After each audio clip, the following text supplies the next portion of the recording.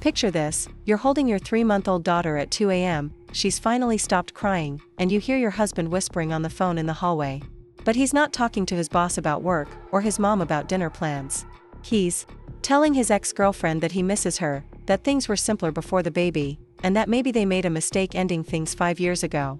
Now imagine that same conversation happening every night for weeks while you're recovering from a traumatic birth, dealing with postpartum depression, and trying to keep your family together. That was my reality. But here's the twist, I got a second chance to rewrite this story, and this time, I made sure Ashley Chen learned exactly what it felt like to raise someone else's child completely alone. Before we jump back in, tell us where you're tuning in from, and if this story touches you, make sure you're subscribed, because tomorrow, I've saved something extra special for you. My name is Emma Richardson, and 6 months ago, I thought I had everything figured out. I was 28, living in a beautiful 2-story colonial house on Oakwood Drive in Riverside's Maple Grove subdivision, married to Ryan Matthews for 3 years, and 8 months pregnant with our first child. From the outside, we looked like the perfect suburban couple. Ryan worked as a project manager for Summit Construction, making decent money, and I had been climbing the ladder at Davidson Marketing Group until I decided to take extended maternity leave to focus on becoming a mother. The house we bought together was everything I had dreamed of since I was a little girl playing house in my childhood bedroom.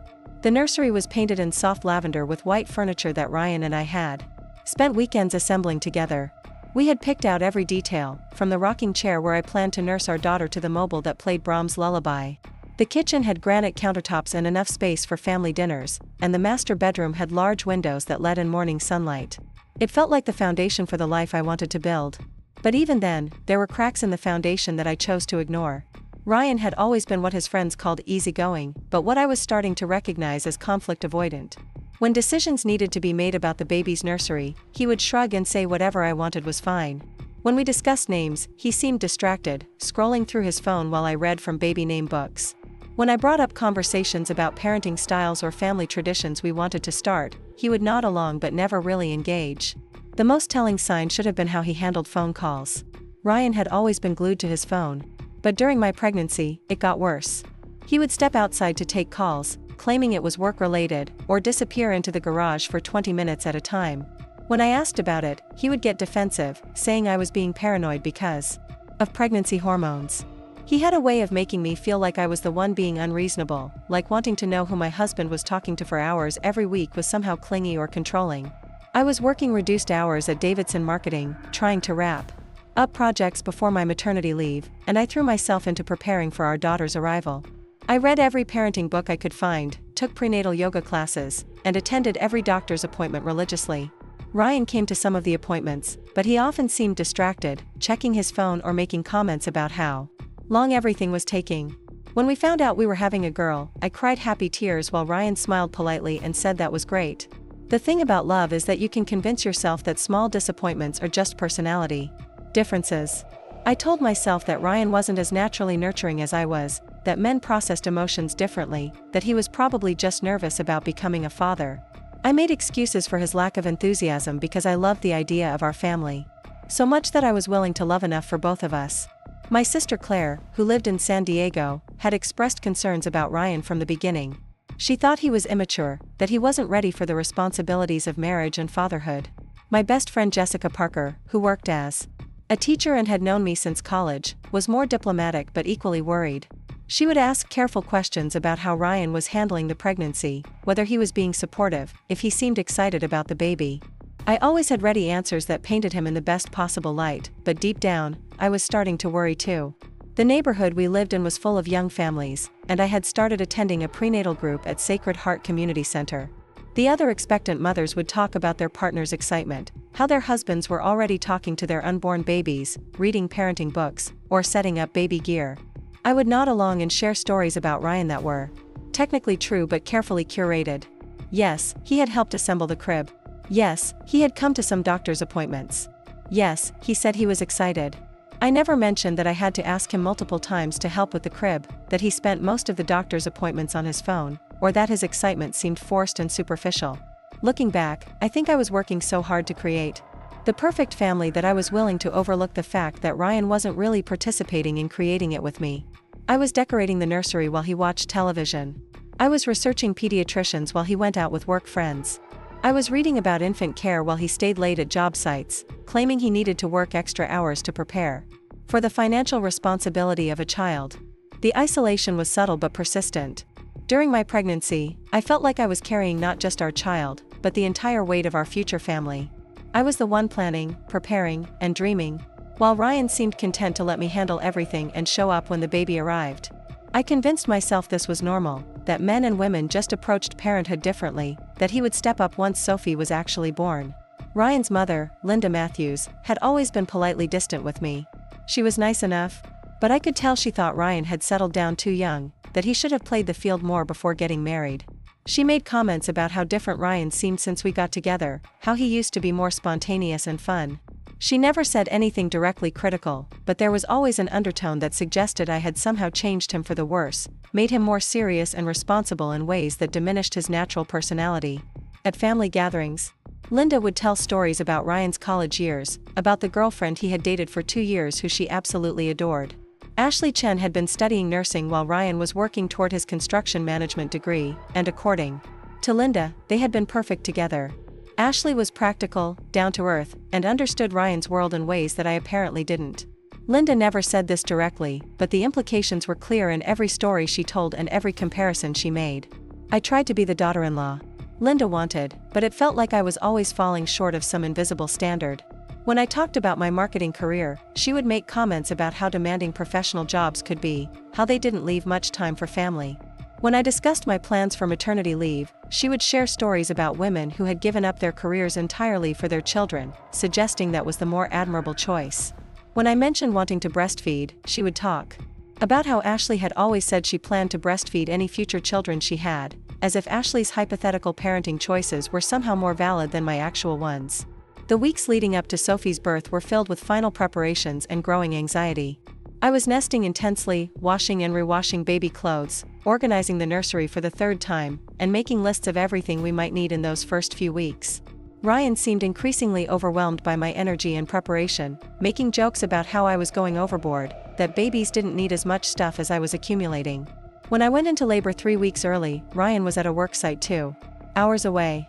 I called him in a panic when my water broke, and he said he would leave immediately, but it took him almost 4 hours to get to the hospital. Preparing and narrating this story took us a lot of time, so if you are enjoying it, subscribe to our channel, it means a lot to us. Now back to the story. I spent those hours with Jessica, who dropped everything to drive me to Riverside General and stay with me through the early stages of labor.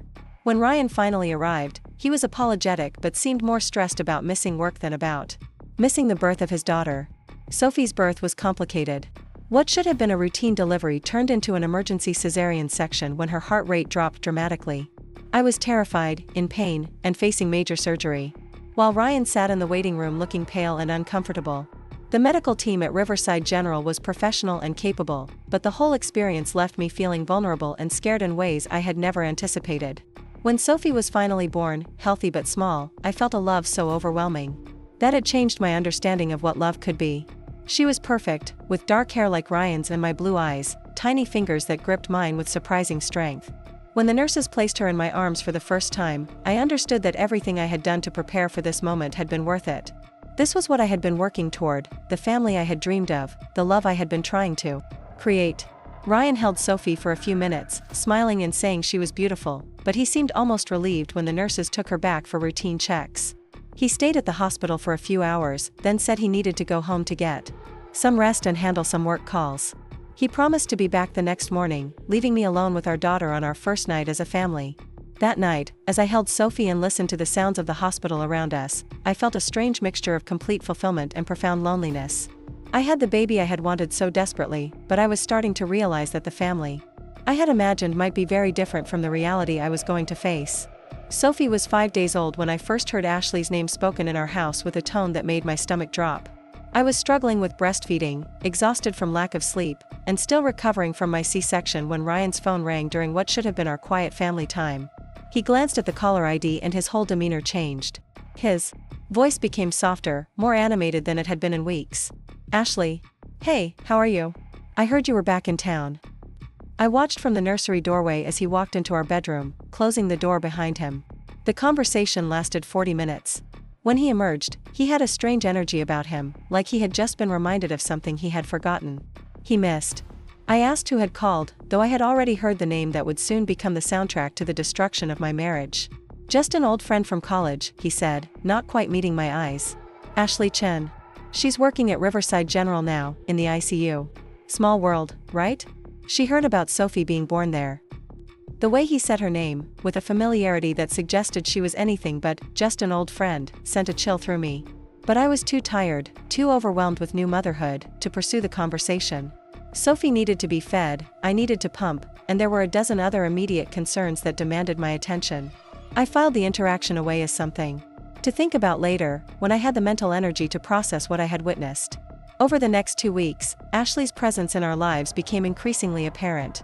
Ryan started mentioning her casually in conversations, always in contexts that highlighted how helpful and knowledgeable she was. When Sophie developed a minor rash, Ryan suggested asking Ashley about it since she was a nurse. When I was worried about Sophie's sleep patterns, Ryan said Ashley had mentioned that babies often went through adjustment periods. When I was struggling with postpartum recovery, Ryan shared that Ashley had told him about resources for new mothers at the hospital. The most unsettling part was how Ryan's mood seemed to improve dramatically whenever he talked about Ashley or spoke with her on the phone. With me, he was patient but distant, helpful but mechanical. He would change Sophie's diaper when I asked, bring me water when I was breastfeeding, and take care of basic household tasks, but it all felt obligatory. He was going through the motions of being a husband and father without any genuine engagement or joy. But when Ashley called, which happened with increasing frequency, Ryan became animated. He would laugh at things she said, speak in inside jokes that excluded me, and seemed genuinely interested in conversation in ways that he hadn't with me in months. I started to feel like a stranger in my own home, watching my husband come alive for someone else while going through the motions of his life with me. Ashley had returned to Riverside after a divorce, Ryan explained when I finally asked for more details. She had been married to a man she met during nursing school, but it hadn't worked out. She was starting fresh, focusing on her career, and reconnecting with old friends. The way Ryan told her story, it sounded like a narrative of resilience and independence that he found admirable. There was respect in his voice when he talked about her choices, a tone I realized I hadn't heard when he talked about my own career or decisions in a very long time. I began to understand that Ashley represented something to Ryan that I couldn't compete with, a version of himself from before the responsibilities of marriage and parenthood. When they talked, he was reminiscing about college, about simpler times, about a period in his life when his biggest concerns were weekend plans and which classes to take. With me, he was dealing with mortgage payments, sleepless nights, and the daily realities of building a life together. The contrast became more obvious when Linda, Ryan's mother, started visiting more frequently after Sophie's birth. She would hold the baby and make comments about how much Sophie looked like Ryan, how she could see the Matthews family features coming through. But then she would share stories about when Ryan was younger, inevitably leading to memories that included Ashley. Ryan and Ashley used to study together all the time, Linda would say while rocking Sophie. She was so good for him academically. Really helped him stay focused on his goals. And she was always so practical about money, never wanted expensive gifts or fancy dinners. She understood the value of working hard and living within your means. The implications were clear. Ashley had been the girlfriend who supported Ryan's ambitions without creating financial pressure. Ashley had been understanding about his blue-collar background and hadn't pushed him to change. Ashley had been the kind of partner who enhanced his life without complicating it. I, apparently, was the kind of wife who had different expectations and standards that Linda found unnecessarily demanding. When Linda talked about Ashley, Ryan would get a nostalgic look in his eyes. He would nod along with his mother's stories, adding details that showed he remembered their relationship with startling clarity. He could recall specific conversations they had, particular dates they went on, and moments they shared that he seemed to treasure as examples of uncomplicated happiness. Meanwhile, when Linda talked about our relationship or our life together, Ryan seemed almost apologetic. He would make comments about how different things were now, how marriage and parenthood changed everything, how he was still adjusting to all the new responsibilities. There was an undertone that suggested our life together was more obligation than choice, more burden than blessing. Ashley started texting Ryan regularly, often with what she described as professional advice about newborn care. As a nurse, she had experience with families adjusting to life with infants, and she positioned herself as a helpful resource during a challenging time. Ryan would show me her messages, framing them as generous offers of support from someone with expertise we could use. But the texts went beyond medical advice. Ashley would ask about how Ryan was adjusting to fatherhood, whether he was getting enough sleep, if he needed someone to talk to about the changes in his life. She would share memories of their college days, remind him of places they used to go or things they used to do together. She would send photos of herself at work, always looking competent and professional in her nursing scrubs, with messages about how rewarding her career was. I started to see a pattern in Ashley's communication that felt calculated. She never directly criticized me or our marriage, but she consistently reminded Ryan of a time when his life was different. She would reference how well she understood the pressures of his work, how she had always appreciated his dedication to his career, how she respected the challenges of construction management in ways that suggested I didn't. The most painful part was watching Ryan respond to Ashley's attention with an enthusiasm that I hadn't seen from him since the early days of our relationship. He would smile while reading her texts, laugh at her jokes, and seem genuinely interested in maintaining their connection. He started mentioning things Ashley had told him about her new job, her apartment, her plans for the future, sharing her life updates with me as if I was supposed to be equally invested in her well-being. When Sophie was 6 weeks old, Ashley suggested meeting for coffee to catch up properly. Ryan presented this as a casual suggestion, just two old friends reconnecting, but something about the way he brought it up made me uncomfortable. He was more animated about the prospect of seeing Ashley than he had been about anything related to our family in weeks. I suggested that we could all meet together, that I would love to meet this friend who had been so helpful during Sophie's early weeks. Ryan's face fell slightly, and he said that might be awkward since Ashley was still adjusting to being back in town and probably wasn't ready for group social situations. The excuse felt flimsy, but I was too tired to argue and too uncertain about my own feelings to articulate why the whole situation bothered me. Ryan went to meet Ashley at Coffee Corner Cafe on Main Street, a place we had been together numerous times during our relationship.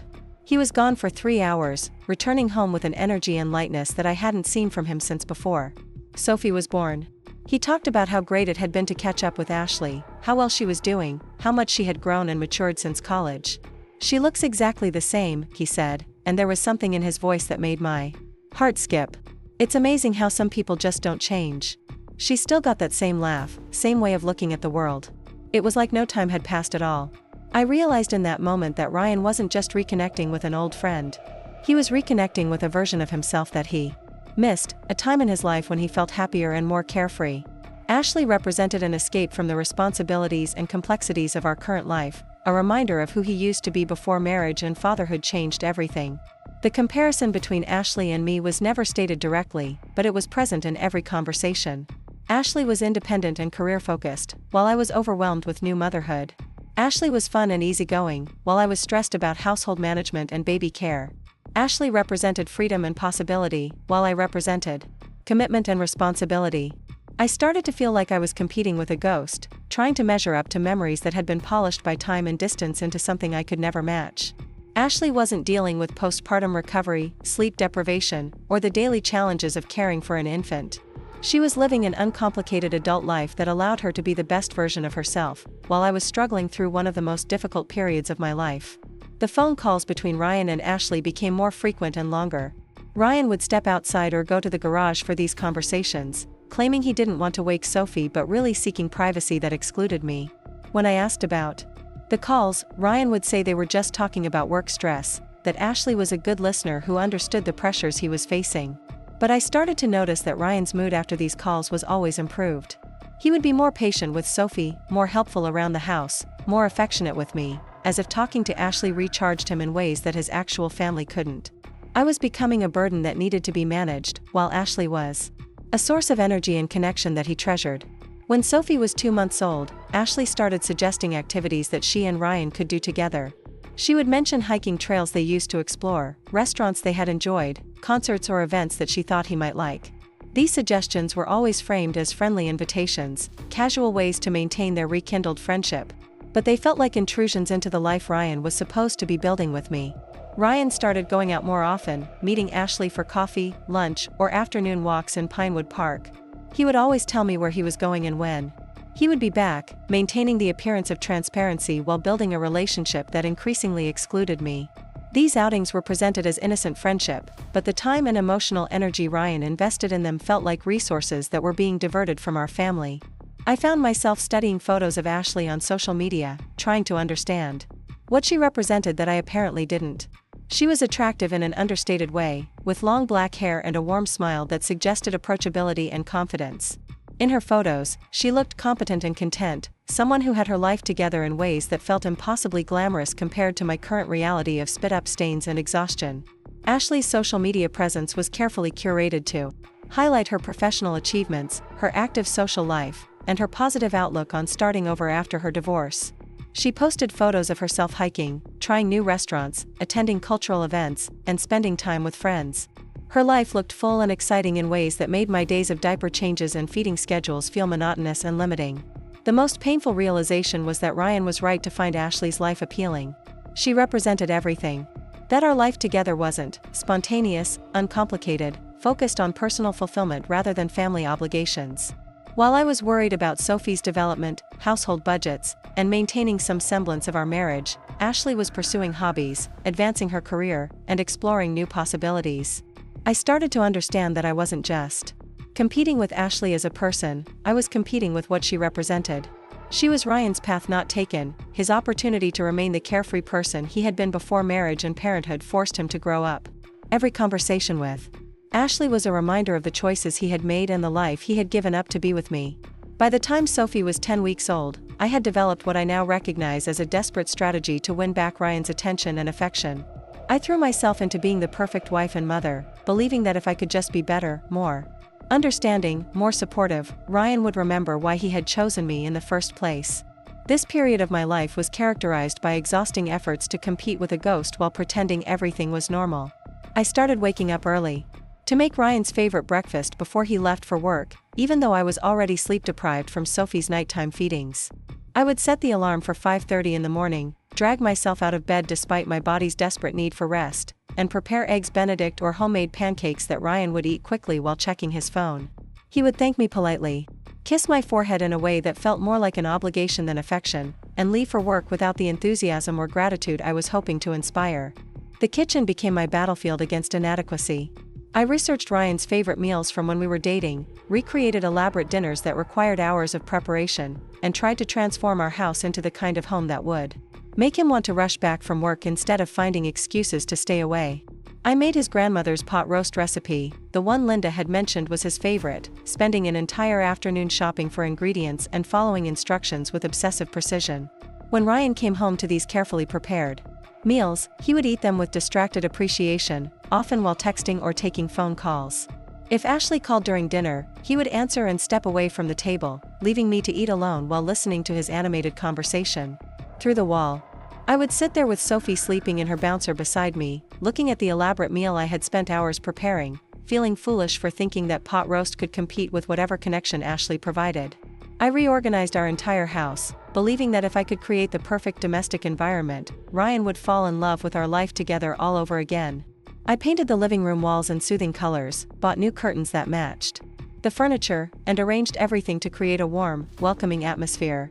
I spent Sophie's nap times deep cleaning every room, organizing closets, and creating the kind of Pinterest-perfect home that I thought would make Ryan proud to live there. But Ryan barely noticed these changes. When I pointed out the new paint or the rearranged furniture, he would nod and say it looked nice, but his attention was always elsewhere. He would walk through our beautifully maintained home like he was moving through a hotel, appreciating the comfort but feeling no emotional connection to the space. Meanwhile, I was exhausting myself trying to create perfection that went unnoticed and unappreciated. I started joining activities that I thought would make me more interesting and appealing. Despite being exhausted from caring for Sophie, I signed up for a postpartum yoga class, thinking that getting back in shape would help me feel more confident and attractive. I dragged myself to evening sessions after Ryan came home from work, leaving him with Sophie while I tried to reconnect with my body and my sense of self. The yoga class was full of other new mothers who seemed to be thriving in ways that I wasn't. They talked about their partners with genuine affection, shared stories of family adventures and romantic date nights, and seemed to have maintained their sense of identity despite the challenges of new parenthood. I would lie on my mat during meditation, listening to their conversations before class, and wonder what I was doing wrong that my marriage felt so fragile while theirs seemed strong. When I came home from yoga, energized by the exercise and social connection, Ryan would be on the couch with Sophie, often on the phone with Ashley. He would give me a brief update about Sophie's evening, hand her over for her next feeding, and disappear into his office or the garage. The time I spent trying to improve myself felt wasted when Ryan was more interested in his conversations with Ashley than in the effort I was making to be a better version of myself. I tried to revive the romantic aspects of our relationship, despite feeling physically and emotionally depleted. I bought new lingerie that would fit my postpartum body, planned surprise date nights at home after Sophie went to sleep, and made efforts to be physically affectionate in ways that might remind Ryan of our connection before parenthood changed everything. These attempts at romance felt forced and awkward. Ryan would participate politely, but I could tell his heart wasn't in it. He would go through the motions of intimacy without the passion or genuine interest that used to characterize our physical relationship. I felt like I was performing for an audience that wasn't really watching, trying to recreate something that had already died without me realizing it. The most painful part was that Ryan's lack of enthusiasm wasn't due to exhaustion or adjustment to parenthood. I could see him come alive during his phone calls with Ashley, laughing and engaging with an energy that he never showed with me anymore. The problem wasn't that Ryan had lost his capacity for excitement and connection, it was that he was investing those emotions elsewhere. I started reading relationship advice books and articles about maintaining marriage after having a baby. I learned about the importance of communication, quality time, and maintaining individual identity within a partnership. I tried to implement these strategies, scheduling regular check-ins with Ryan about how we were both feeling, planning special moments for just the two of us, and working to maintain my interests and friendships despite the demands of new motherhood. But every technique I tried felt like I was working alone to save a relationship that Ryan wasn't particularly interested in preserving. When I suggested we have weekly date nights, he would agree but seem reluctant. When I tried to start conversations about our future plans or dreams, he would engage superficially while clearly thinking about other things. When I asked about his feelings or concerns, he would give generic answers that revealed nothing about his actual emotional state. I enrolled in an online marketing course, thinking that maintaining my professional skills would make me more interesting and help me feel more like the woman Ryan had originally fallen in love with. I would study during Sophie's naps, working through modules about digital marketing strategies and brand development, trying to keep my mind sharp and my career prospects alive despite being on maternity leave. Ryan showed minimal interest in my professional development. When I talked about what I was learning or shared ideas about how I might apply new skills when I returned to work, he would nod politely but change the subject quickly. It became clear that Ryan wasn't interested in me as a career woman, a romantic partner, or even as a co-parent. He was interested in me as a household manager who could handle the domestic responsibilities while he pursued his emotional fulfillment elsewhere. I started taking Sophie to more social activities, joining new parent groups at Sacred Heart Community Center and attending baby-wearing classes at the local recreation center. I was trying to build a social network that would make our family life more vibrant and appealing, creating connections that might draw Ryan into community activities and shared experiences. The other parents at these groups seemed to have partnerships that functioned very differently from mine. They would talk about their spouses with affection and partnership, sharing funny stories about parenting mishaps and celebrating small victories together. Their partners would show up to events, participate in group activities, and seem genuinely interested in building connections with other families. Ryan attended exactly one new parent group meeting, spending the entire time checking his phone and making it clear that he found the whole experience tedious. When I suggested he might enjoy the hiking group that met on weekends, he said he preferred exercising alone or with friends who shared his interests. It became obvious that Ryan didn't want to build a social life around our family, he wanted to maintain his individual interests and relationships separate from our domestic life. I tried to show more interest in Ryan's work and hobbies, asking detailed questions about his construction projects and suggesting activities that we could do together that aligned with his preferences. I researched hiking trails that would be appropriate for bringing Sophie, planned camping trips that we could take as a family, and tried to find ways to blend his love of outdoor activities with our new reality as parents. Ryan would listen to these suggestions with polite disinterest, always finding reasons why the timing wasn't right or the logistics were too complicated. But when Ashley suggested similar activities, he would immediately start planning and making arrangements. The hiking trail that was too difficult for a family outing became perfect for an afternoon adventure with Ashley. The camping spots that required too much preparation for us became exciting weekend possibilities when Ashley mentioned wanting to get back into outdoor activities. I started cooking elaborate meals for Ryan's friends and colleagues, hosting dinner parties that I hoped would make our home feel like a social hub that Ryan would want to invest in. I would spend entire days preparing multi-course meals, cleaning the house until it sparkled, and creating an atmosphere that showcased our life together in the most appealing light possible. These dinner parties were exercises in performance art. I would play the role of the gracious hostess, the devoted wife, and the contented new mother while serving food that had taken hours to prepare and maintaining conversation that made our life seem enviable and fulfilling. Ryan would play along, acting like an appreciative husband and proud father, but I could see that it was all an act for him too. After the guests left and we were cleaning up together, the pretense would drop. Ryan would thank me for the effort I had put into the evening, but in a way that felt like he was thanking a caterer rather than a partner.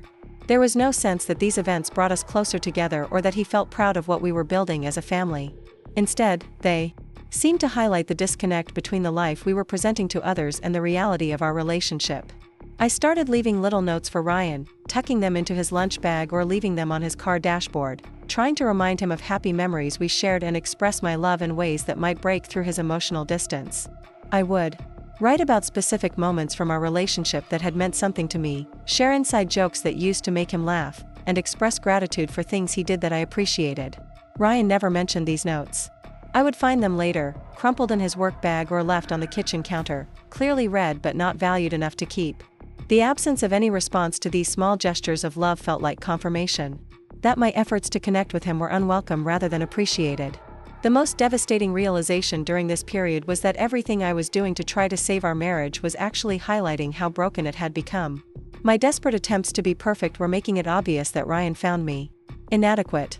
My efforts to create romantic moments were emphasizing how little passion existed between us. My work to make our home beautiful was showcasing how little Ryan wanted to be there. Meanwhile, Ashley required no effort to maintain Ryan's interest. She didn't need to cook elaborate meals, organize social events, or leave love notes to capture his attention. Her simple existence, her text messages, her casual suggestions for coffee dates were enough to energize Ryan in ways that all my domestic perfection couldn't match. I was working overtime to compete with someone who wasn't even trying, and losing badly. By Sophie's 3-month mark, I was exhausted from trying to be everything Ryan might want while watching him give his emotional energy to someone else. I had transformed myself into a domestic goddess, a devoted mother, a supportive wife, and an interesting individual, but none of these versions of myself could compete with Ashley's effortless appeal. I was starting to realize that the problem wasn't that I wasn't good enough, it was that Ryan had already decided he wanted something different from what we had built together. Sophie was 14 weeks old when the call came that would change everything. It was a Thursday evening in late February, and I was finally starting to feel like I had some semblance of a routine. Sophie was sleeping for longer stretches at night. I was beginning to feel physically recovered from childbirth, and I had convinced myself that maybe Ryan's emotional distance was just a normal adjustment period that all new fathers went through. I was in the kitchen preparing dinner, something simple but nutritious that I could eat one-handed while nursing Sophie if needed, when Ryan's phone rang. He was in the living room assembling a bookshelf that we had bought weeks earlier but he had never found time to put together. The caller ID showed Ashley's name, which had become a familiar sight on our household phones, but this time something was different about the urgency with which Ryan answered. "Ashley? What's wrong? You sound upset." I could hear the immediate concern in Ryan's voice, a tone of protective worry that I hadn't heard from him in months. He stood up from the half-assembled bookshelf, walked quickly toward the kitchen where I was standing, then seemed to remember I was there and abruptly changed direction toward our bedroom. The door closed with a soft click that somehow sounded definitive, like a barrier being erected between his real life and his obligations. The conversation lasted over an hour. I could hear Ryan's voice through the bedroom door, sometimes raised in what sounded like argument, sometimes soft and comforting, always engaged in a way that made it clear this was not a casual social call. I finished making dinner, fed Sophie, cleaned the kitchen, and started a load of laundry, all while listening to the murmur of my husband's voice as he attended to another woman's crisis. When Ryan finally emerged from the bedroom, his face was pale and his expression was troubled, in a way that immediately made me think something terrible had happened. I assumed someone had died, that Ashley had received devastating news that required Ryan's support as an old friend. I was prepared to be understanding, to offer comfort, to help in whatever way I could with someone else's tragedy. "Ashley's been in an accident," Ryan said, running his hands through his hair in a gesture of stress that I recognized from our own difficult times. "Not a car accident, but she fell down the stairs at her apartment complex. She's okay, nothing broken, but she's pretty banged up and shaken. She doesn't have family here, and most of her friends are still from her nursing shifts, so they're not available tonight." The way Ryan explained Ashley's situation immediately made me understand that this was not going to be a simple conversation about offering condolences. There was something in his posture, in the way he was avoiding direct eye contact, that suggested He had already made decisions about how he was going to respond to Ashley's crisis without consulting me. She shouldn't be alone tonight, Ryan continued, still not quite looking at me. She's probably got a concussion, and she's scared and in pain. I know this is complicated timing, with Sophie and everything, but I think I should go over there and check on her. Maybe stay for a few hours to make sure she's really okay. The request landed like a physical blow. Ryan was asking to leave his 3-month-old daughter and his wife, who was still adjusting to new motherhood, to go comfort another woman who had fallen downstairs. The priorities implicit in this request were so clear that I felt momentarily dizzy trying to process them. Ryan, I said carefully, trying to keep my voice steady, Ashley is a nurse. She knows better than most people how to assess whether she needs medical attention. If she's really hurt, shouldn't she go to the emergency room? And if she's not seriously injured, why can't she take care of herself for one night? Ryan's face shifted into an expression of frustration that suggested I was being unreasonably unsympathetic to someone else's suffering. It was a look that had become familiar over the past few months, a way of making me feel small and selfish for questioning decisions that he had already made. She doesn't want to go to the ER unless it's absolutely necessary, Ryan explained, his voice taking on the patient tone he used when he thought I was being difficult. You know how emergency rooms are, especially at night. She'd be waiting for hours, and she's already scared and in pain. She just needs someone to be with her for a while, to make sure she doesn't get worse overnight. The logic was reasonable enough that I couldn't argue with it directly, but the emotional subtext was devastating. Ryan was positioning himself as Ashley's protector and primary support system, roles that should have belonged to family members, close friends, or romantic partners. The fact that he was the person Ashley called in a crisis, and that he was ready to drop everything to respond to her needs, revealed the true nature of their relationship more clearly than months of subtle interactions had. What about Sophie? I asked, gesturing toward our daughter who was sleeping peacefully in her bouncer. What about me? I'm still recovering from major surgery, I'm exhausted, and I need support too. Can't Ashley call someone else? What about her coworkers or her neighbors? Ryan's expression hardened into something approaching anger, as if my reasonable questions about family priorities were evidence of a character flaw that disappointed him. This was the moment I realized that Ryan had already made his choice, and my concerns were obstacles to be managed rather than legitimate needs to be considered. Emma, this is an emergency, Ryan said, his voice rising slightly. Ashley is hurt and alone, and she needs help. I can't just ignore that because it's inconvenient timing for us. She would do the same thing for me if I needed help. The phrase, "she would do the same thing for me," hung in the air like a confession. Ryan was talking about Ashley as if they had the kind of mutual care and obligation that should exist between romantic partners or family members. He was suggesting that their relationship included commitments and loyalties that superseded his responsibilities to his own wife and child. When has Ashley ever helped you? I asked, my voice sharper than I intended. When have you needed her support? When has she dropped everything to be there for you during our marriage? Ryan's face flushed, and I could see that my questions were hitting something he didn't want to examine. The truth was that Ashley had never been called upon to sacrifice anything for Ryan's well-being because Ryan's needs had been met by me. I was the one who had supported him through job stress, family conflicts, and personal challenges. I was the one who had adjusted my life and priorities to accommodate his needs and dreams. That's not the point, Ryan said, his voice defensive. The point is that someone I care about needs help, and I'm not the kind of person who turns my back on people when they're in trouble. The moral high ground that Ryan was claiming felt like manipulation.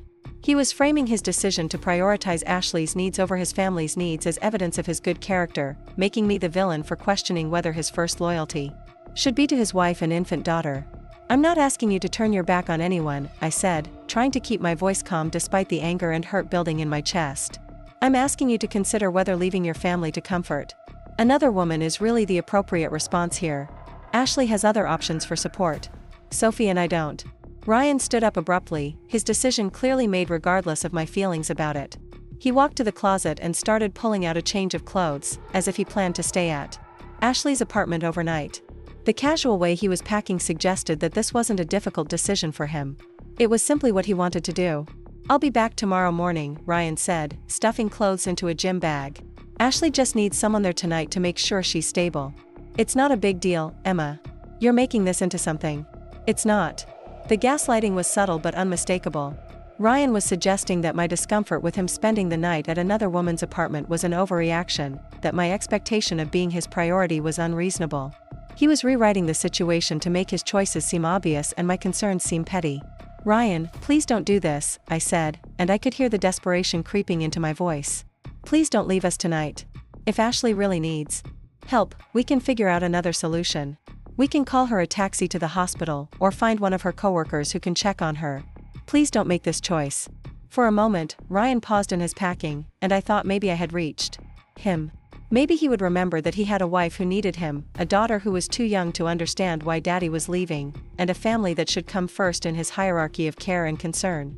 But then his phone buzzed with a text message from Ashley, and I watched his face change as he read it. Whatever she had written reinforced his conviction that she needed him more than we did. He finished packing, kissed my forehead in a way that felt like dismissal, and headed toward the door. "I'll call you later to check in," Ryan said, as if he was going on a business trip rather than abandoning his family for another woman. "Sophie, we'll be fine, and you're stronger than you think you are, Emma. You don't need me as much as Ashley does right now." The door closed behind him, and I stood in our living room holding Sophie, trying to process what had just happened. My husband had chosen to spend the night comforting his ex-girlfriend instead of being with his wife and infant daughter. He had presented this choice as moral obligation rather than emotional betrayal, making me feel selfish for wanting my family to be his priority. That night, as I cared for Sophie alone and lay awake wondering when Ryan would come home, I realized that our marriage had crossed a line that I wasn't sure we could come back from. Ryan had shown me exactly where I stood in his hierarchy of care, and it wasn't first. It wasn't even second. Ashley's minor injury had trumped his family's ongoing needs, revealing priorities that made our future together impossible to imagine. Ryan didn't come home the next morning as promised.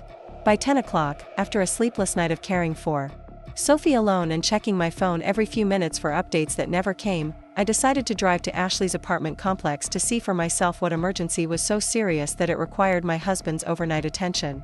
I had never been to Ashley's place, but Ryan had mentioned the name of the complex during one of his many conversations about her new life in Riverside. Lakeside Apartments was across town from our neighborhood, a modern development with manicured landscaping and amenities that suggested Ashley was living quite comfortably on her nurse's salary. I strapped Sophie into her car seat, grabbed the diaper bag, and drove through town with a mixture of dread and determination. The apartment complex was easy to navigate, with clearly marked buildings and visitor parking near the main entrance. I found myself standing in front of Building C, holding Sophie and wondering if I really wanted to know what I was about to discover.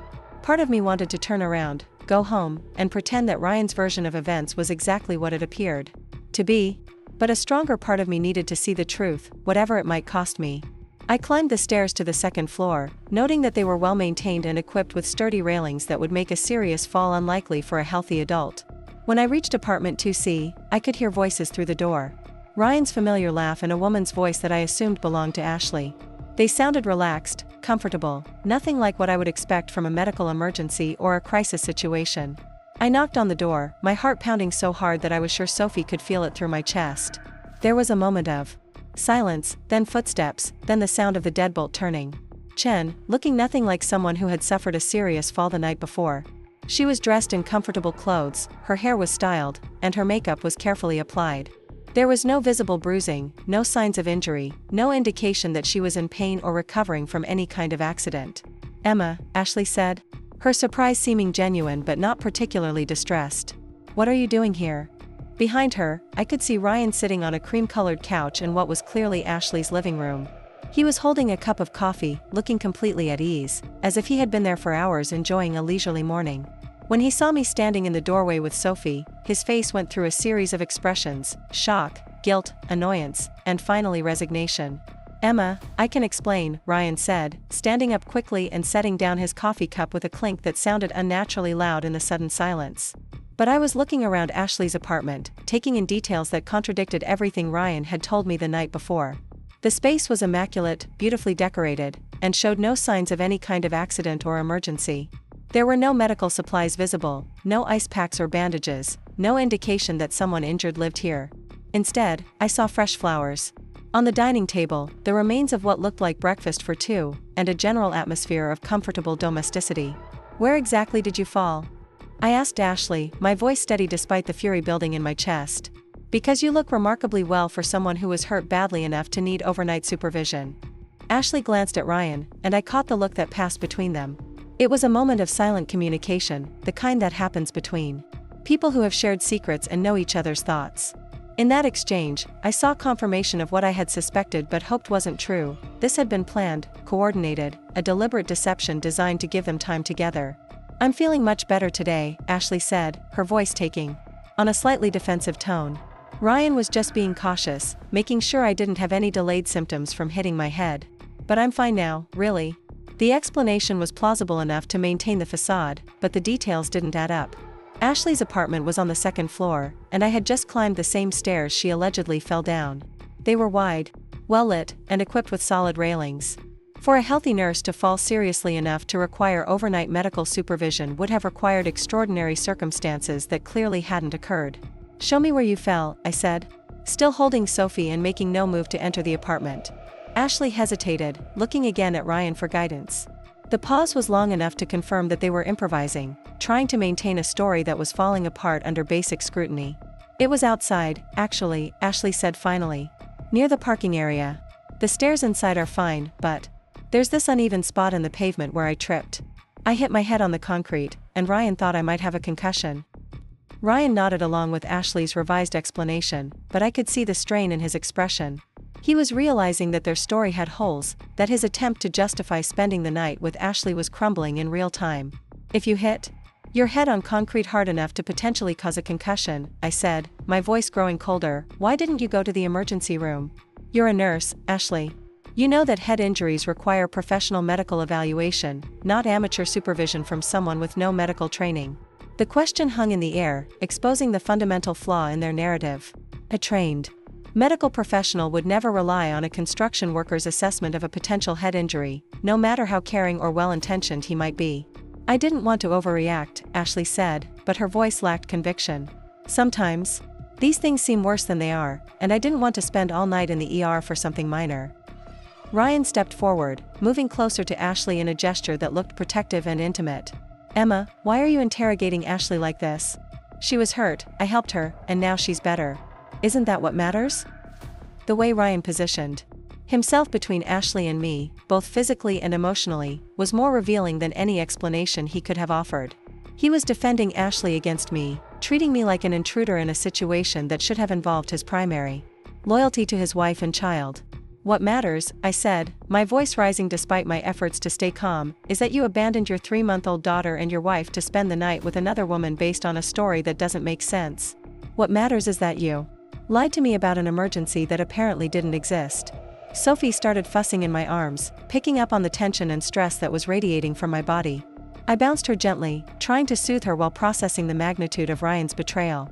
This wasn't just emotional infidelity, it was active deception designed to steal time with Ashley while making me feel guilty for questioning his priorities.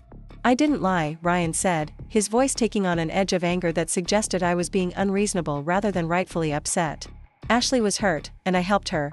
If that makes me a bad person in your eyes, then I don't know what to tell you." The gaslighting was blatant now. Ryan was reframing his choice to spend the night with Ashley as simple human kindness, making my anger seem like evidence of my own moral failings.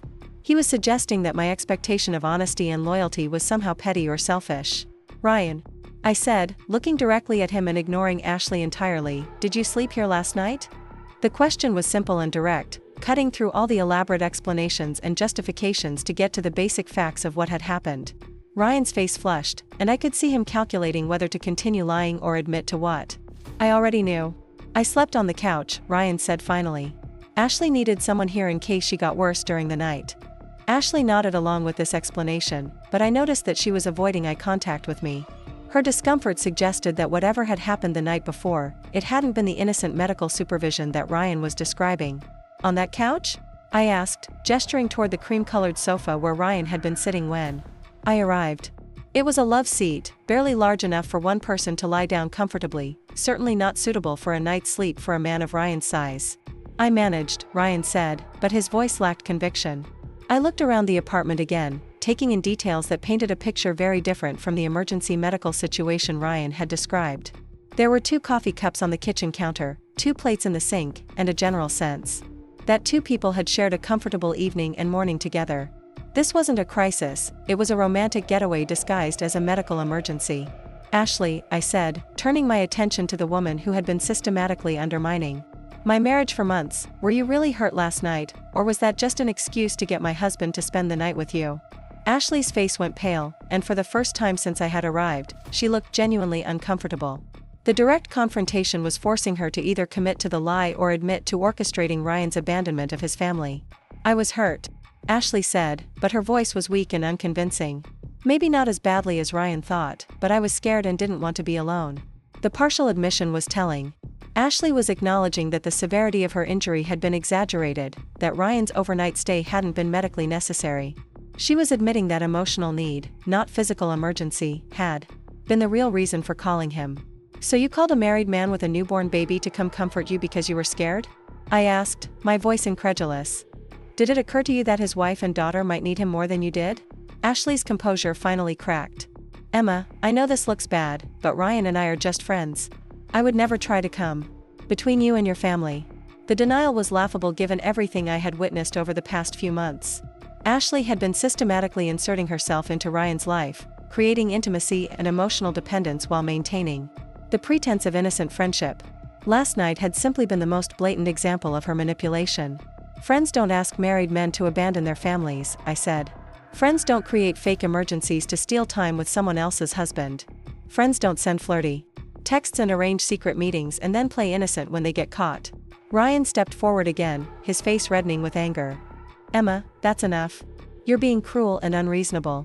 Ashley didn't do anything wrong. The fact that Ryan was more concerned with defending Ashley than acknowledging my pain or understanding my perspective was the final confirmation I needed. My husband was emotionally involved with another woman to the point where her comfort mattered more to him than his wife's trust or his family's stability. Ryan, I said, my voice quiet but firm, choose right now. Come home with me and Sophie, and we'll try to work through this. Or stay here with Ashley and explain to our daughter someday why Daddy chose another woman over his family. The ultimatum surprised even me. I hadn't planned to force a decision in Ashley's living room, but the moment felt too important to let pass. Ryan needed to understand that his choices had consequences, that he couldn't continue to live in both worlds without eventually having to pick one. Ryan looked between Ashley and me, his face tortured by the decision he was being asked to make. I could see him weighing his options, considering what each choice would cost him.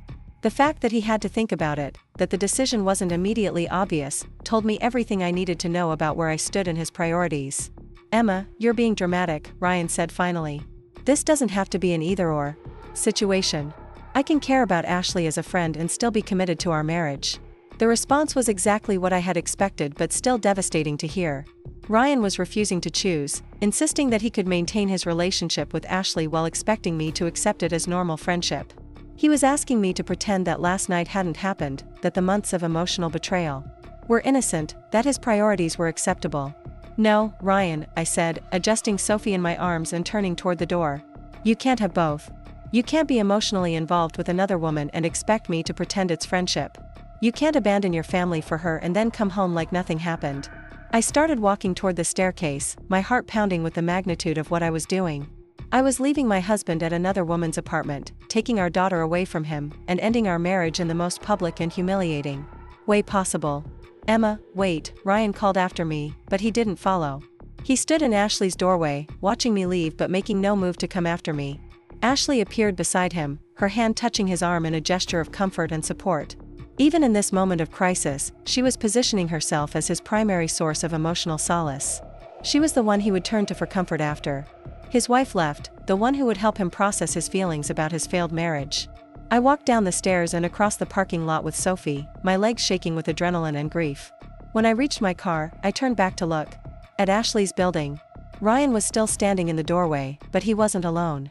Ashley was beside him, and even from a distance, I could see that she was consoling him about my departure.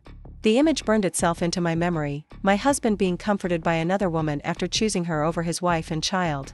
This was the moment I realized that my marriage was truly over, that no amount of trying or hoping or accommodating would bring Ryan back to us. He had made his choice, and it wasn't his family. I drove home through tears, Sophie crying in her car seat as if she could sense that everything in our world had just changed. The house felt different when we walked in, like a place that had been abandoned rather than a home where a family lived. The half-assembled bookshelf Ryan had been working on when Ashley called sat in the living room like evidence of interrupted domesticity, a project that would now never be finished. That afternoon, while Sophie napped, I sat at our kitchen table. and made the most important decision of my life. I called my sister Claire in San Diego and told her I was coming to stay with her for a while. I called my best friend Jessica and asked her to help me pack. I called a lawyer and scheduled a consultation for the following week. But most importantly, I called my own phone from Ryan's number, which he had left on the kitchen counter when he rushed out to comfort Ashley. His voicemail was full of messages from work, but buried among them was a recording that would change everything, a conversation between Ryan and Ashley from 2 days earlier, discussing their feelings for each other and their plans to create opportunities to spend time together. "I miss this," Ryan's voice said through the phone speaker. "I miss feeling like myself, like the person I was before marriage and responsibility changed everything. When I'm with you, I remember who I used to be." "I know," Ashley replied. "I've missed you too. Maybe my fall tomorrow night will give us some time to figure out what we want to do about this." The recording was confirmation that Ashley's accident had been fabricated, that they had planned the whole scenario to steal a night together.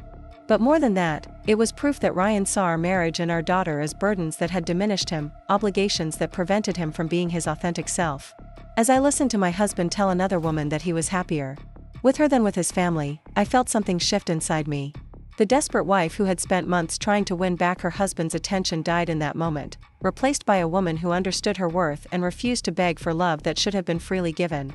That night, as I put Sophie to sleep in the nursery Ryan and I had decorated together, I whispered to my daughter that everything was going to be different now. I promised her that she would grow up seeing her mother treated with respect and love, even if it meant growing up without her father in our daily lives. Ryan came home at midnight, tiptoeing through the house like he hoped to avoid any confrontation about where he had been.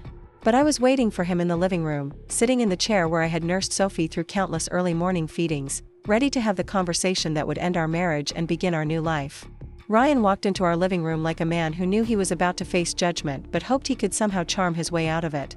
His hair was disheveled from running his hands through it, his clothes were wrinkled from sleeping in them, and he carried the scent of Ashley's perfume mixed with guilt and desperation. When he saw me sitting in the nursing chair with Sophie's baby monitor beside me and his phone in my hands, his face went through the same progression of emotions I had witnessed at Ashley's apartment: shock, guilt, calculation, and finally resignation. "Emma, I know you're upset," Ryan began, but I held up my hand to stop him. "I found your voicemail," I said simply, setting his phone on the coffee table between us. "The one where you and Ashley discussed planning her fake accident to spend the night together." Ryan's face went completely white. He opened his mouth to speak, then closed it, then opened it again like a fish struggling for air. There was no explanation that could cover this level of premeditation, no story that could transform deliberate deception into innocent misunderstanding. "Emma, listen, it's not what it sounds like," Ryan said finally, but his voice lacked any conviction. Even he seemed to understand how hollow the words sounded. "It's exactly what it sounds like," I replied, my voice steady despite the earthquake happening inside my chest. "You and Ashley planned this. You coordinated a fake emergency so you could abandon your 3-month-old daughter and your wife to spend the night with your ex-girlfriend. Then you lied to my face about it and made me feel guilty for questioning your priorities." Ryan sat down heavily on the couch, his head in his hands. For a moment, I thought he might actually apologize, might show some genuine remorse for what he had done to our family. But when he looked up, his expression was defensive rather than apologetic. "I never meant for it to go this far," Ryan said. "Ashley and I were just talking, just catching up as friends. But then we realized we still had feelings for each other. And we didn't know what to do about it. We knew it was complicated because of you and Sophie, but we couldn't just ignore what we were feeling." The explanation was remarkable in its selfishness. Ryan was describing his emotional affair as if it was something that had happened to him rather than choices he had made. He was positioning his betrayal as a romantic tragedy rather than a moral failing that had devastated his family. "So you decided to lie and manipulate me instead of having an honest conversation about the state of our marriage?" I asked. "You thought the solution was to sneak around behind my back and create fake emergencies to spend time with her?" Ryan's face flushed with something that might have been shame, but his words suggested otherwise. "I didn't want to hurt you," he said. "I was trying to figure out my feelings without destroying everything we had built together." The irony was staggering. Ryan thought he had been protecting our marriage by systematically undermining it, preserving our family by prioritizing another woman's emotional needs over his wife and daughter's basic security. His logic was so twisted that I almost felt sorry for him. "Ryan," I said, standing up and walking to the window that looked out on the street where we had planned to raise Sophie, "you destroyed everything we built the moment you decided Ashley's feelings mattered more than our marriage vows. You hurt me worse by lying than you ever could have by being honest about wanting someone else. I could see our neighbors' houses, other families living their lives behind lit windows, and I wondered if any of them were facing the same devastating realization that love alone isn't enough to sustain a marriage when one person stops fighting for it. I do love you, Ryan said, and there was desperation in his voice now. I love you and Sophie. That's what makes this so hard. I don't want to lose my family, but I can't stop feeling connected to Ashley. The confession was supposed to make me feel better, but it actually made everything worse. Ryan was telling me that he loved me while simultaneously admitting that his love wasn't strong enough to make him choose our family over his ex-girlfriend. He wanted to keep both relationships, to have the stability and respectability of marriage, alongside the excitement and nostalgia of his rekindled romance. Love isn't a feeling, Ryan, I said, turning back to face him. Love is a choice you make every day. Love is putting your family first when someone else needs attention. Love is being honest with your spouse instead of lying to protect your own comfort. Love is showing up for the hard parts of building a life together instead of running to someone who represents the easy parts of your past. Ryan looked genuinely confused by this definition of love, as if the idea that love required action rather than just emotion was a foreign concept. I realized in that moment that Ryan had never actually understood what marriage meant, what partnership required, or what it meant to build a family together. I can choose both, Ryan said finally. I can be a good husband and father while maintaining my friendship with Ashley. People have platonic relationships with ex-partners all the time. The delusion was breathtaking. After months of emotional betrayal, a fake emergency designed to steal time together, and a recorded conversation about their romantic feelings, Ryan was still insisting that his relationship with Ashley could be classified as friendship. No, Ryan, I said, my voice growing stronger with each word. You can't have both. You forfeited the right to maintain a relationship with Ashley the moment you chose to lie to me about it.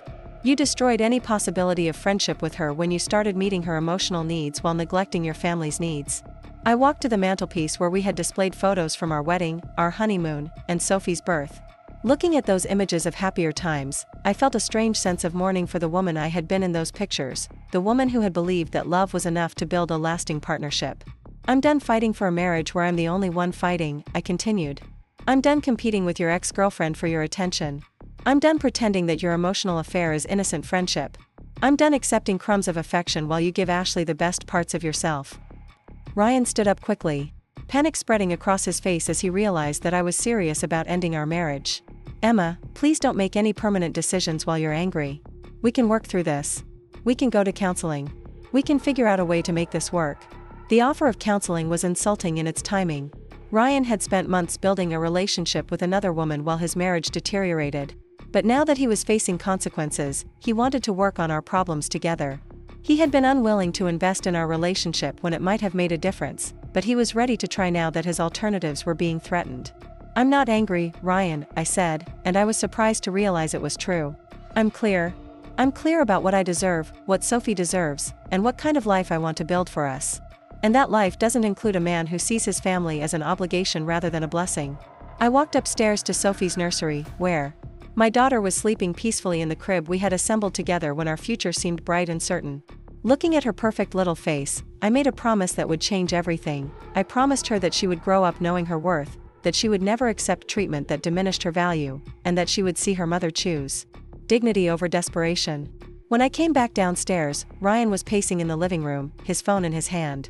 I wondered if he was texting Ashley, sharing his crisis with the woman who would comfort him through his divorce the same way she had comforted him through his marriage. I'm taking Sophie to stay with Claire for a while, I announced. I need time to think about what comes next, and I need to be somewhere that feels safe and supportive. Ryan's face crumpled. Emma, please don't take Sophie away from me. Whatever problems we have, she's still my daughter. I love her. The pleading was too little, too late. Ryan had shown me how he expressed love for his daughter, by abandoning her to comfort another woman, by lying to her mother, by prioritizing his own emotional needs over her stability and security. Sophie will always be your daughter, I said. But she won't grow up in a house where her father treats her mother with disrespect and dishonesty. She won't learn that love means accepting betrayal or that marriage means competing with other women for your partner's attention. I gathered the diaper bag, Sophie's favorite blankets, and enough clothes for several days. Ryan watched me pack, like he was witnessing the dismantling of his entire life, but he made no move to stop me or to promise the changes that might have made me reconsider. When you're ready to choose your family over Ashley, I said, pausing at the front door with Sophie in my arms, call me. When you're ready to commit to rebuilding trust instead of managing multiple relationships, call me. When you're ready to love your wife and daughter more than you love your own comfort, call me. I walked out of our house and drove toward the highway that would take me to San Diego, to my sister's guest room, and to a new life that I would build from scratch. In my rearview mirror, I could see Ryan standing in our doorway, but he wasn't running after me. He was already reaching for his phone, probably calling Ashley to tell her that his wife had left him. 3 months later, I was sitting in a coffee shop near Claire's house when I felt it happen. The strangest sensation, like waking up from a dream, like stepping out of someone else's life and back into my own body. Suddenly, I was 25 again, 8 months pregnant with Sophie, sitting in the same nursing chair where I would later confront Ryan about his betrayal. But this time, I knew what was coming. I remembered every phone call with Ashley, every lie Ryan would tell, every moment when I would choose to believe his excuses instead of trusting my instincts. I remembered the pain of discovering his betrayal, the humiliation of confronting them at Ashley's apartment, and the strength it had taken to walk away from a marriage that was destroying my self-worth. I was getting a second chance, an opportunity to rewrite the story of my marriage and my daughter's early life. This time, I wouldn't spend months trying to compete with Ashley for Ryan's attention. This time, I wouldn't exhaust myself trying to be perfect enough to deserve his loyalty. This time, I would trust my instincts from the beginning and protect Sophie and myself from the pain of Ryan's choices. When Ryan's phone rang that first night and I heard him speak Ashley's name with that particular tone of intimate familiarity, I didn't make excuses for his behavior. Instead, I walked into the room where he was talking and stood there until he ended the call. Who was that? I asked, even though I already knew. Ashley Chen, Ryan said, not quite meeting my eyes. She's working at Riverside General now. She heard about Sophie being born there. And she called you at 8 o'clock at night to discuss that? I asked, my voice calm but direct. Ryan's face flushed slightly. We were just catching up. She's an old friend. Ryan, I said, sitting down across from him, I need you to be completely honest with me. Are you interested in rekindling a relationship with Ashley? The directness of the question clearly caught him off guard. In the original timeline, I had been too afraid to ask such pointed questions, too worried about seeming paranoid or controlling. But armed with the knowledge of what would happen if I stayed silent, I felt no hesitation about protecting my family. What kind of question is that? Ryan asked, deflecting rather than answering. It's the kind of question a wife asks when her husband's mood changes dramatically after talking to his ex-girlfriend, I replied. It's the kind of question a new mother asks when she needs to know whether her partner is committed to their family. Ryan shifted uncomfortably in his chair, clearly not prepared for this level of honest communication about a relationship he had expected to keep in the shadows. Ashley and I dated in college, Ryan said finally. That was years ago. We're just friends now. Then you won't mind if I ask you not to maintain contact with her, I said. If she's truly just a friend, it shouldn't be difficult to prioritize your family's comfort over her friendship. The request was reasonable, but I could see Ryan struggling with it. His reluctance to agree told me everything I needed to know about his feelings for Ashley and his commitment to our marriage. I think you're overreacting, Ryan said. There's nothing inappropriate about talking to an old friend. There's something inappropriate about secret phone calls with an ex-girlfriend while your wife is home caring for your newborn daughter, I corrected. There's something inappropriate about lighting up when another woman calls. There's something inappropriate about stepping away from your family to have private conversations with someone you used to date. Ryan's face hardened into the defensive expression I remembered from our confrontations in the original timeline. But this time, I didn't back down or apologize for my concerns. I'm going to ask you one more time, I said, standing up and looking directly at him. Are you willing to end contact with Ashley to preserve your marriage? The silence stretched between us, heavy with the weight of the choice Ryan was being asked to make. I could see him weighing his options, considering what each decision would cost him.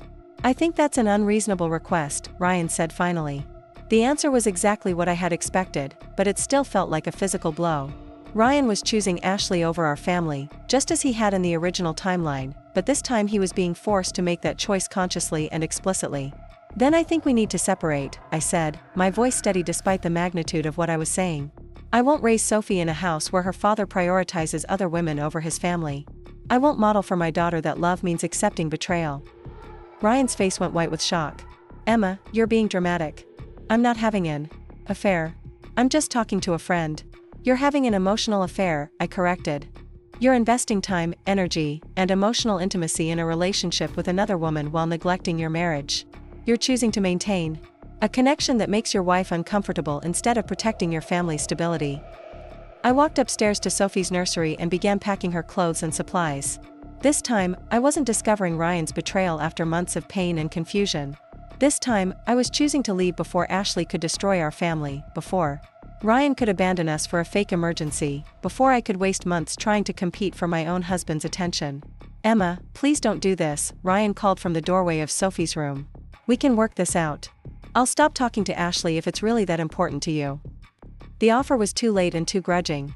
Ryan was only willing to cut contact with Ashley when faced with losing his family, not because he understood why his behavior was hurtful or because he was genuinely committed to rebuilding trust. "If you have to be forced to choose your family, then you've already made your choice," I said, placing Sophie's clothes in the diaper bag with careful precision. "I'm not going to beg my husband to love me more than he loves his ex-girlfriend." I called Claire while Ryan stood in the hallway pleading with me to reconsider. I called Jessica and asked her to help me find a lawyer. I called my boss at Davidson Marketing and explained that I would be returning to work earlier than planned because I needed financial independence. Most importantly, I called Ashley's number from Ryan's phone while he was in the shower, leaving a message that would change everything. "Ashley, this is Emma, Ryan's wife. I want you to know that Ryan and I are getting divorced, and he's told me that he wants to be with you instead of his family. He's asked me to tell you that he'll be calling you soon to discuss moving in together and helping you raise Sophie. I thought you should know what you're getting into." The message was a lie, but it was a strategic one. When Ashley received it, she would think that Ryan was ready to abandon his marriage for her and that she would be expected to help raise another woman's child. The prospect of instant motherhood and the responsibility of a relationship that had destroyed a family would be far less appealing than the fantasy of rekindled romance she had been enjoying. When Ryan emerged from the shower, I was loading Sophie into her car seat. His face was panicked, desperate, but he made no promises that might have changed my mind. "Where will you go?" he asked. "Somewhere that Sophie and I are valued and respected," I replied. "Somewhere that we don't have to compete for love and attention." I drove away from our house for the second time, but this time was different. This time, I was choosing to leave before months of betrayal and lies could damage my sense of self-worth. This time, I was protecting Sophie from witnessing her father's abandonment. This time, I was writing a different ending to our story. Ashley called Ryan within hours of receiving my message, and their conversation was nothing like the romantic reunion they had both imagined. When faced with the reality of raising a baby and supporting a man who had destroyed his marriage for her, Ashley suddenly remembered all the reasons their college relationship had ended. She realized that being someone's midlife crisis was very different from being their chosen partner. Ryan called me 3 days later, crying and begging me to come home. He promised to cut all contact with Ashley, to go to counseling, to do whatever it took to rebuild our marriage. But it was too late. I had already filed for divorce, already started building a new life, already shown Sophie that her mother would choose dignity over desperation. 6 months later, I was living in a beautiful apartment near the ocean in San Diego, working part-time at a marketing firm that valued my skills, and co-parenting with Ryan on weekends. Sophie was thriving, surrounded by love from Claire, Jessica, and a community of friends who supported us both.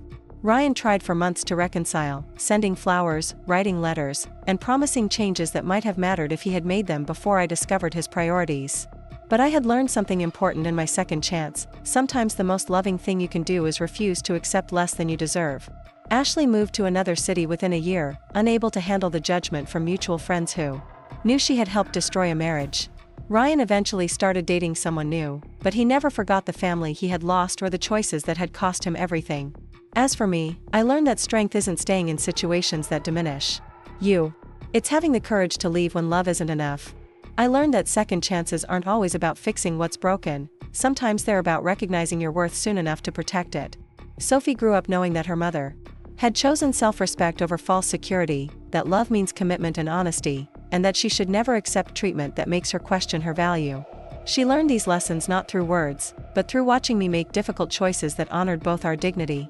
Sometimes the greatest gift you can give your child isn't an intact family, it's the example of a parent who knows their worth and refuses to settle for less. Sometimes the most loving thing you can do is walk away from someone who can't choose you, leaving space for someone who will. In my new life, I found everything I had tried to create in my marriage: respect, partnership, genuine love, and the security of being chosen every day.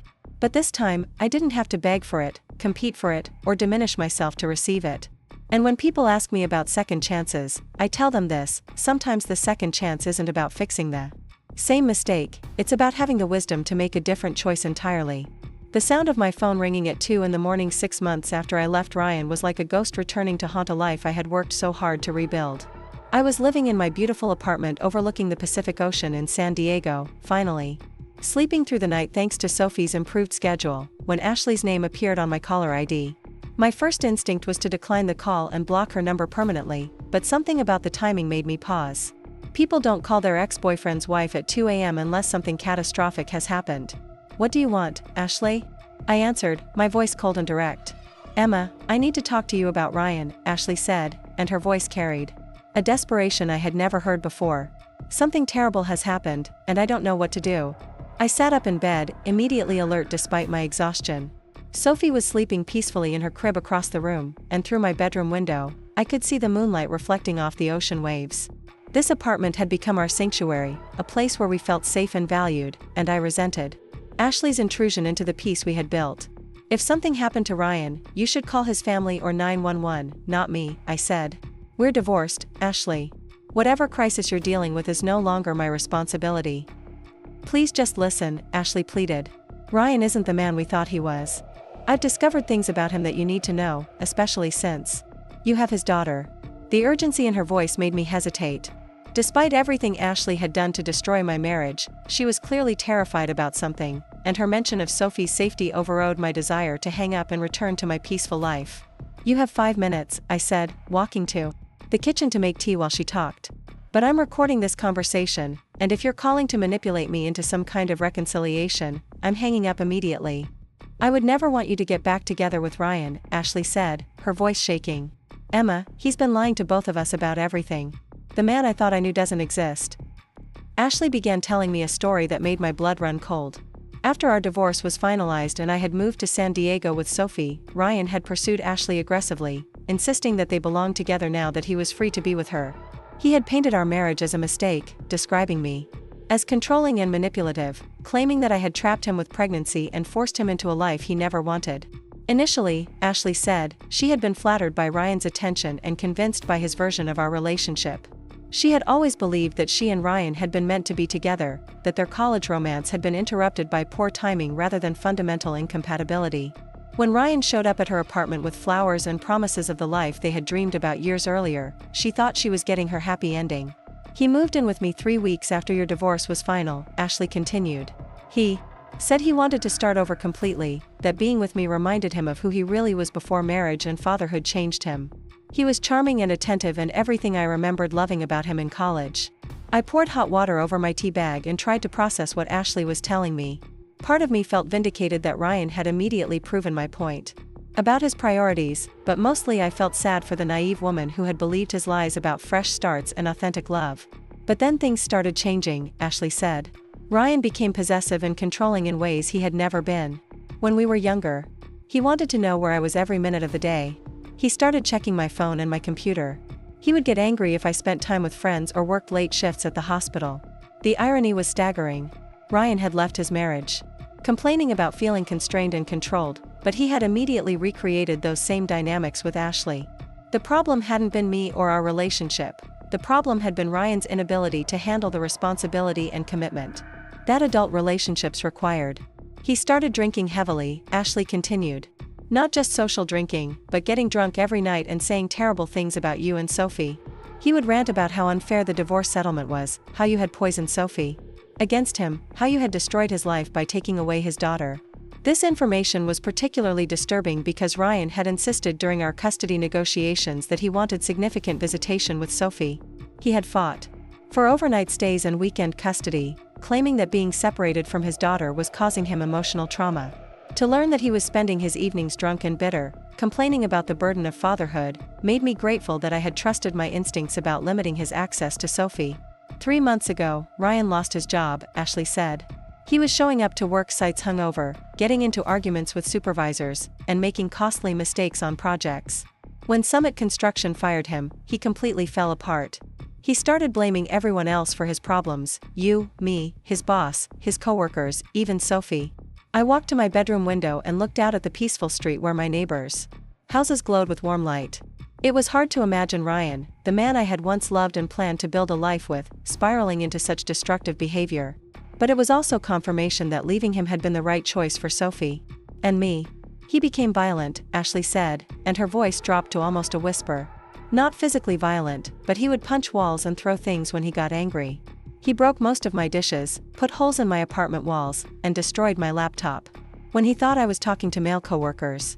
My neighbors started complaining about the noise, and my landlord threatened to evict us.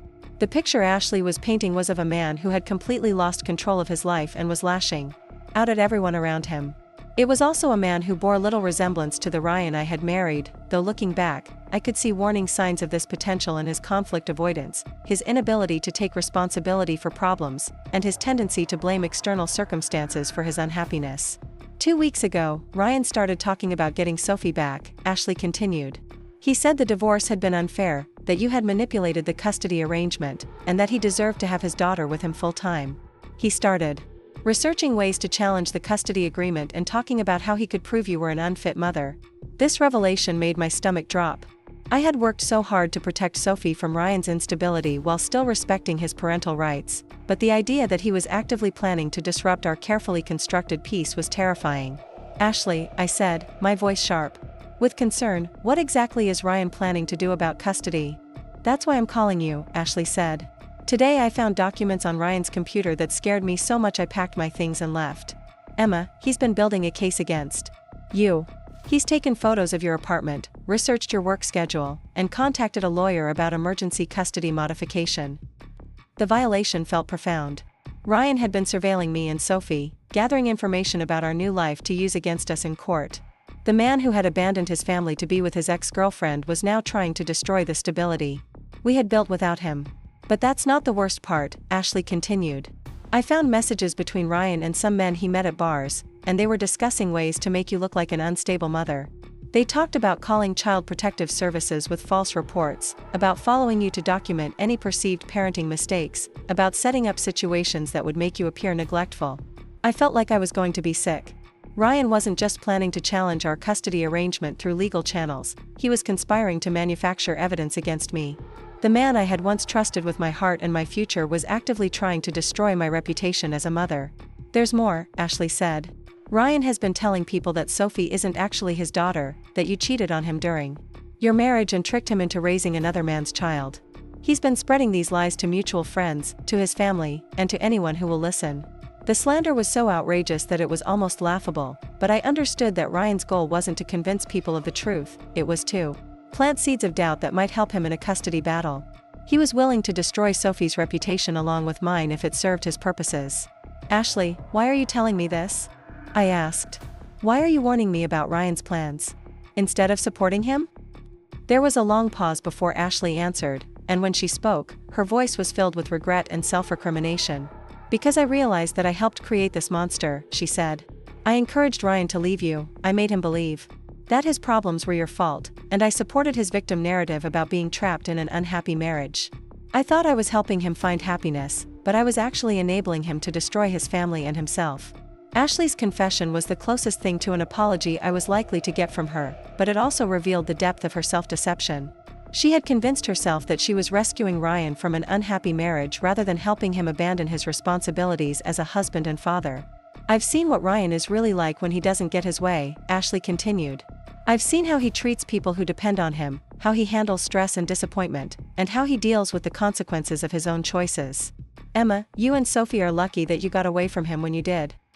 The irony of receiving relationship advice from the woman who had helped destroy my marriage was not lost on me, but I also recognized that Ashley had paid a significant price for her interference in my family. She had gotten exactly what she thought she wanted and discovered that it was nothing like the fantasy she had constructed. What happened when you left? I asked. Ryan completely lost it, Ashley said. He accused me of betraying him just like you did, said that all women were manipulative and couldn't be trusted, and threatened to make sure I never worked as a nurse again. He said he would tell my supervisors that I was unstable, that I had been drinking on the job, and that I was sleeping with doctors to advance my career. Ryan's pattern was becoming clear. When relationships ended or people disappointed him, he immediately launched campaigns of character assassination designed to punish them for not meeting his needs. He had done it to me during our divorce, and now he was doing it to Ashley. He also said something that really scared me, Ashley continued. He said that if he couldn't have the family he wanted, he would make sure that nobody else could have Sophie either. He said he would rather see her in foster care than being raised by you without him. This threat was the most chilling thing Ashley had told me. Ryan was suggesting that he would rather harm Sophie than accept that she was better off without him. His love for his daughter had become so twisted by resentment and entitlement that he was willing to traumatize her to punish me. Ashley, I need you to document everything, I said, my mind racing through the legal implications of what she was telling me. I need you to write down every threat Ryan made, every plan he discussed, and every lie he asked you to support. I need you to save any text messages or emails that show his intentions. I already did, Ashley said. I have screenshots of his messages, recordings of some of our conversations, and documentation of the damage he did to my apartment. Emma, I know you have no reason to trust me, but I want to help you protect Sophie from him. The offer of help from Ashley felt surreal, but I also understood that she was the only person who had witnessed Ryan's recent behavior firsthand. Her testimony could be crucial in protecting Sophie from a father who had become dangerous in his desperation and resentment. Why should I believe you? I asked. How do I know this isn't another manipulation designed to get me to trust you so you can help Ryan in some more elaborate scheme? Because I'm terrified of him, Ashley said. Simply. Because I've seen what he's capable of when he feels cornered, and I know that Sophie is in danger as long as he has any access to her. Because I finally understand that the man I thought I loved never existed, and the real Ryan is someone who would hurt a child to get revenge on her mother. I spent the rest of the night researching emergency custody modifications, documenting Ashley's warnings, and preparing to protect Sophie from a threat I had hoped we would never face. By morning, I had contacted my lawyer, my sister Claire, and Jessica, creating a support network that would help me navigate the legal battle ahead. 3 days later, Ashley arrived in San Diego with a folder full of evidence that painted Ryan as an unstable, vindictive man who posed a genuine threat to his daughter's well-being.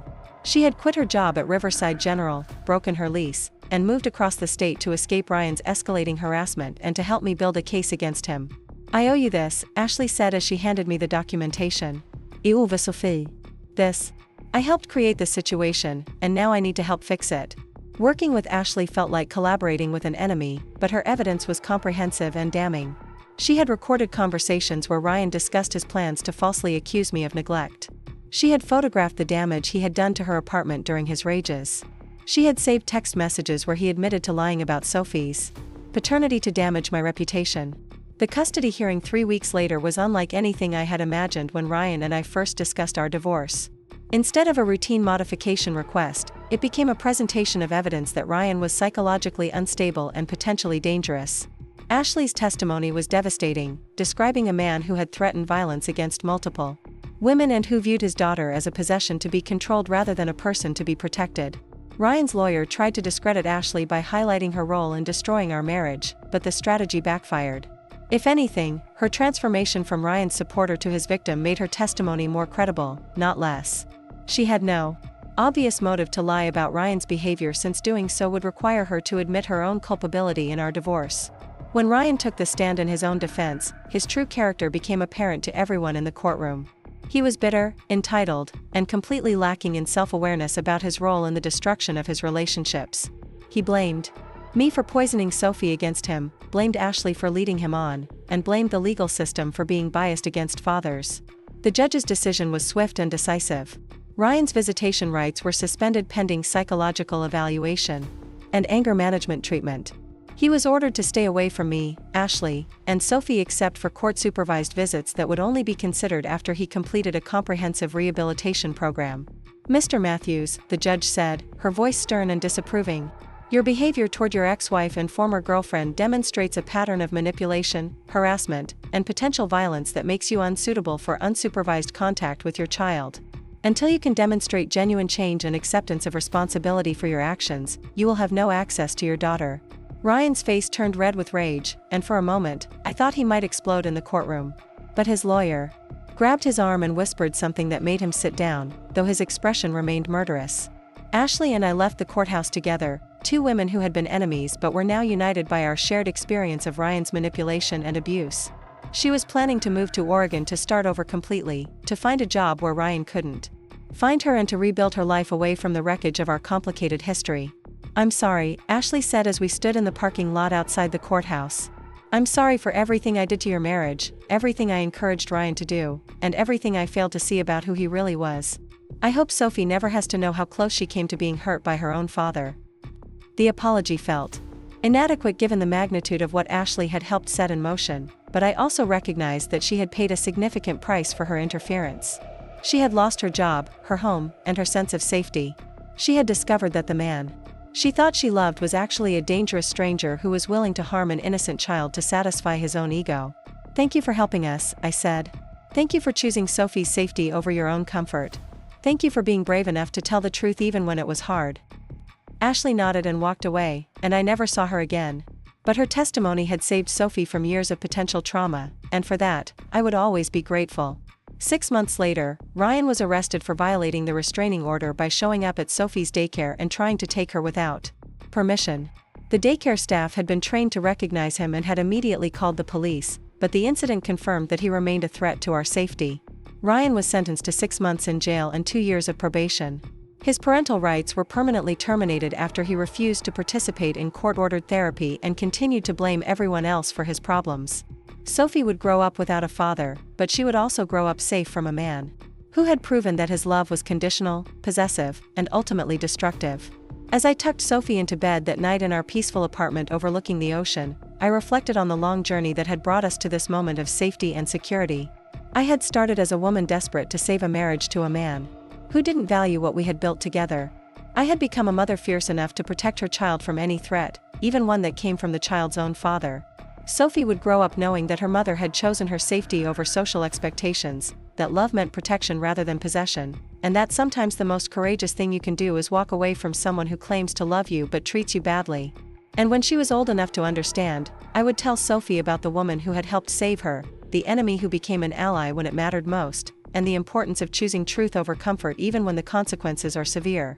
Ashley had taught me that redemption is possible, that people can change when they finally see the damage they've caused, and that sometimes the most unlikely sources can provide the help you need most.